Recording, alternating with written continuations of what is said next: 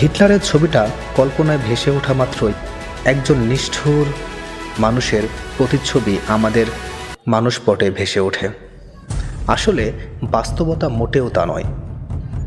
তিনি ছিলেন আমাদের মতোই কোমল অনুভূতির মানুষ। মাকে তিনি খুব ভালোবাসতেন। যেখানে যেতেন সেখানে তার মায়ের ছবি বহন করতেন। একমাত্র বোন পলাকেও তিনি ভীষণ ভালোবাসতেন। তার প্রেমিকা ইভা ব্রাউনকেও তিনি প্রাণ দিয়ে ভালোবাসতেন। জীবনের সন্ধিক্ষণে প্রেয়সী নারী ইভা তার সঙ্গে আত্মহত্যা করেন।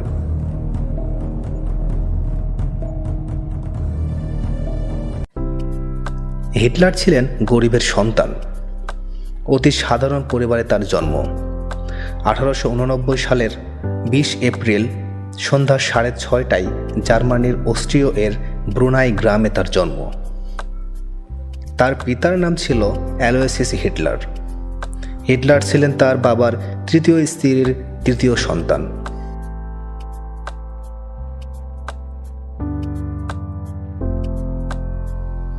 ছোটবেলা থেকেই হিটলার ছিলেন একগুঁয়ে আর রকচটা। সামান্য ব্যাপারেই তিনি রেগে উঠতেন। শিক্ষকদের সাথে তর্কও করতেন। পড়াশোনাতে তিনি ভালো ছিলেন না এমন নয়, তবে তিনি ছবি আঁকতে পছন্দ করতেন। 11 বছর বয়সে ঠিক করলেন তিনি পড়াশোনা বাদ দিয়ে ছবি আঁকবেন। স্থানীয় এক আর্ট স্কুলে ভর্তির চেষ্টা করেন, কিন্তু পরীক্ষায় তিনি উত্তীর্ণ হতে পারেন না। মা মারা যাবার পর তার সংসারে সব বন্ধন ছিন্ন হয়ে গেল। তারপর তিনি ভিয়েনায় চলে এলেন এবং সেখানে মজুরির কাজ ও রং বিক্রি করতে আরম্ভ করলেন। ভিয়েনায় থাকাকালীন তার ভিতরে ইহুদি বিদ্বেষ জেগে ওঠে। ভিয়েনার দুর্ভাগ্যের জন্য তিনি ইহুদিদের দায়ী করতেন। এরপর তিনি 1912 সালে ভিয়েনা ছেড়ে মিউনিখে চলে এলেন। সেখানে তার 2টি বছর কেটে গেল। 1914 সালে শুরু হলো প্রথম বিশ্বযুদ্ধ। হিটলার সৈনিক হিসাবে যোগ দিলেন এবং সাহস ও বীরত্বের পরিচয় দিলেন। যুদ্ধ শেষ হলো। দেশ জুড়ে দেখা দিল হাহাকার। তার মধ্যে মাথাচাড়া দিয়ে উঠল রাজনৈতিক দল। হিটলারকে তাদের গোয়েন্দাগিরি করবার জন্য দায়িত্ব দিলেন কর্তৃপক্ষ। সেই রাজনৈতিক দলের নাম ছিল লেবার পার্টি। তিনি সেখানে যোগ দিলেন। পরে তিনি 1 বছরের মধ্যে পার্টির প্রধান হয়ে গেলেন এবং নাম দিলেন ন্যাশনাল পার্টি। পরবর্তীতে এই দলকে বলা হয় নাৎসি পার্টি। 1920 সালের 24 ফেব্রুয়ারি নাৎসি দলের সভা ডাকা হলো এবং 25 দফা দাবি প্রকাশ করা হলো। 3 বছরের মধ্যে দলের সদস্য হলো প্রায় 56,000। তিনি চেয়েছিলেন মিউনিখে অন্য কোনো রাজনৈতিক দল থাকবে না, কিন্তু তিনি পুলিশের হাতে ধরা পড়লেন। জেল থেকে প্রায় 1 বছর পর বেরিয়ে তিনি তার বলিষ্ঠ মন্তব্য ও মতবাদ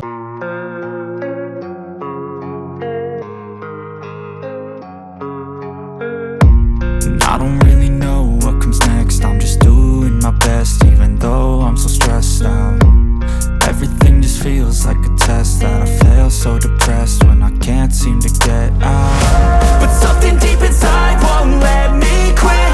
I swear that I'm inspired by all this shit. Tell me that I can't and I won't. That's what guides me the most. Fuck your lies, I'll do what I want.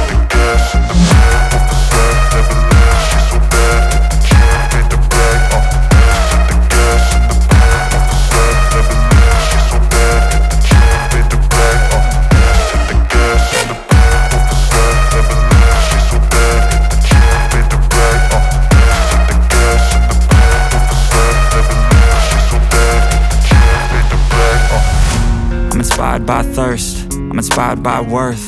I desire your worst, so you can just hide while I work. I ain't tired, you first. I'll write a second, third verse about the lies you go disperse. You never did shit, I know it hurts. Something deep inside won't let me quit. I swear that I'm inspired by all this shit. Tell me that I can't and I won't. That's what guides me the most. Fuck your lies, I'll do what I want.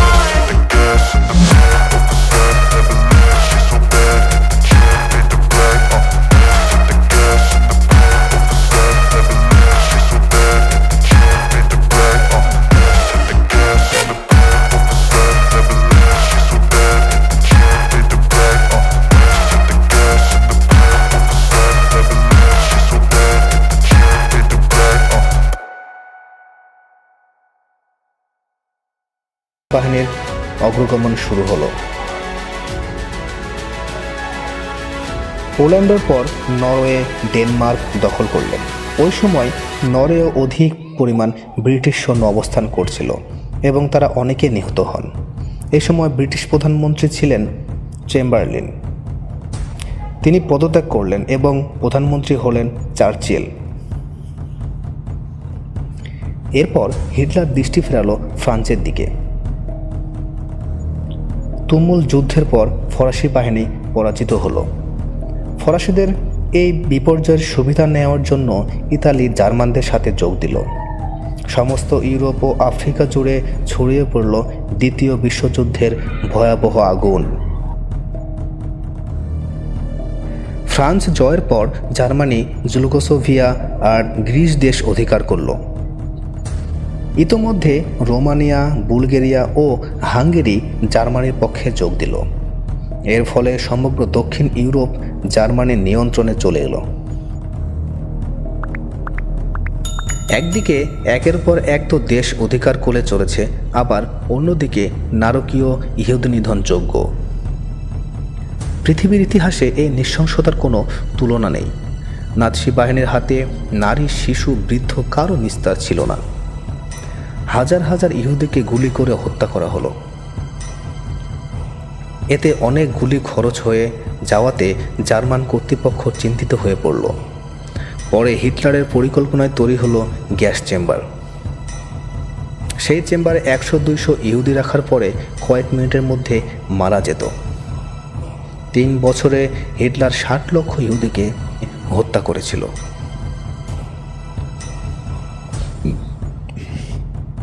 ফ্রান্সের পতনের পর 1941 সালের 22শে June সমস্ত চুক্তি ভঙ্গ করে Hitler Russia আক্রমণ করলেন।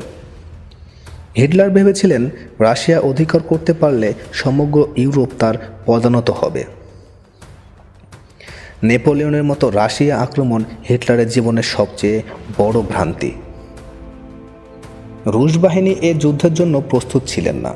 জার্মানরা প্রচণ্ড গতিতে এগিয়ে চলে মস্কোর দিকে। পরে রুশ বাহিনী মরণাপন্ন সংগ্রাম করে জার্মানদের পরাজিত করে। একদিকে যখন রাশিয়ার সাথে যুদ্ধ চলছে, জেনারেল রোমেল হিটলারের নির্দেশে আরেকটি ফ্রন্ট খুললেন। একসাথে এতগুলো ফ্রন্ট না খোলার জন্য অনেকে হিটলারকে পরামর্শ দিলেও তিনি কারোর কোনো উপদেশ গ্রহণ করলেন না। ইউরোপ জুড়ে যখন যুদ্ধ চলছে, এশিয়ার জাপান জার্মানির পক্ষে যোগ দিল। 1942 সালের 7 ডিসেম্বর তারা আমেরিকার পার্ল হারবার বন্দরে বোমাবর্ষণ করে।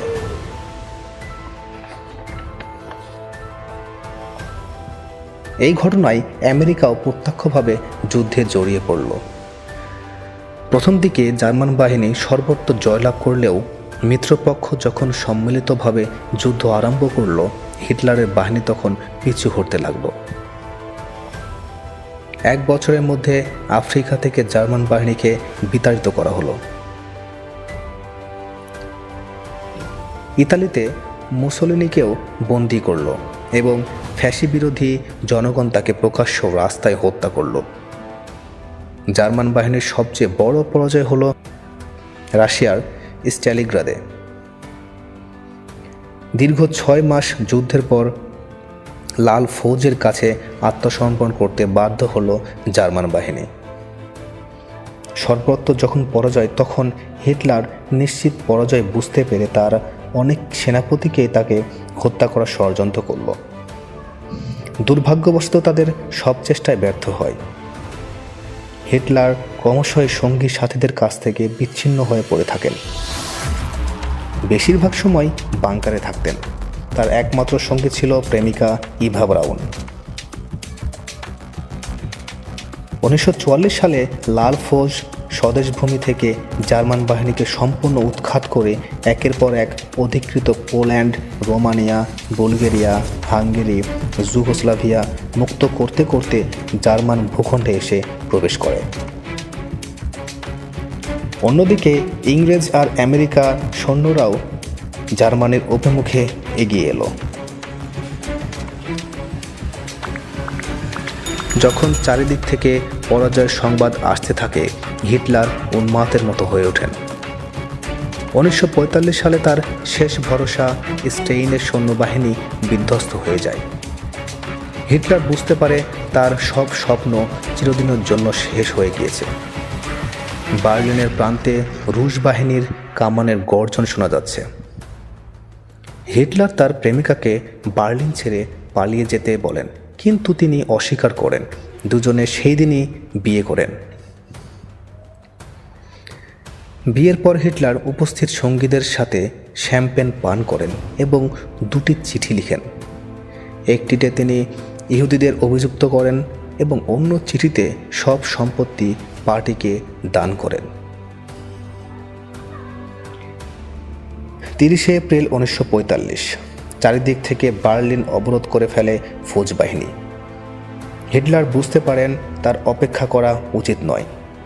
তিনি তার ড্রাইভার ও আরও একজনকে বললেন, মৃত্যুর পর যেন তাদের এমনভাবে পোড়ানো হয় যেন দেহের কোনো অংশ বাদ না থাকে।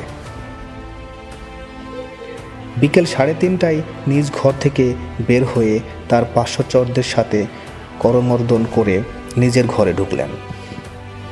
তারপরই গুলির শব্দ শোনা যায়। হিটলার নিজের মুখের মধ্যে গুলি করে আত্মহত্যা করেন, আর তার প্রেমিকা ইভা আগেই বিষ খেয়েছিলেন। 2 জন সৈন্য এসে তাদের কম্বল দিয়ে মুড়ে বাগানে নিয়ে গিয়ে পেট্রোল ঢেলে দিয়ে আগুন লাগিয়ে দেয়। একসঙ্গে তিনি সব শত্রুদের সাথে মোকাবেলা করতে চেয়েছিলেন। কোনো নির্দিষ্ট শত্রুকে বেছে নিতে পারলে বিজয়ী হতেন তিনি।